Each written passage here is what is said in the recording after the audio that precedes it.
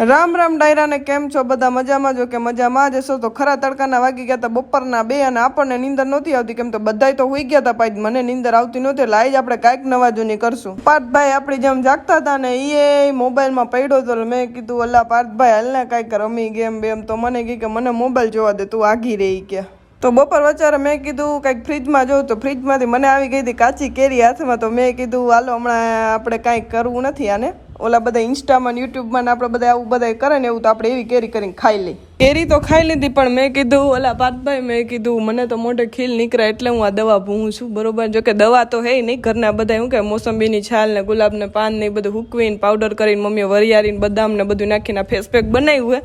તો મેં ભૂઈ લીધું ને તો કે મને મોઢે અરાયું નીકળી છે લાઈ મને મેં તો અરાયું માટે નથી આ ખીલ મન કે તોય મને ભૂવા દેતા આ જો મારી હારવાર ચાલુ થઈ ગયો તો બરોબર એને મોઢે થથેડો મારી લીધો ચાલો મારા મિની વ્લોગને લાઈક કરતા અને મારી ચેનલને સબસ્ક્રાઈબ કરતા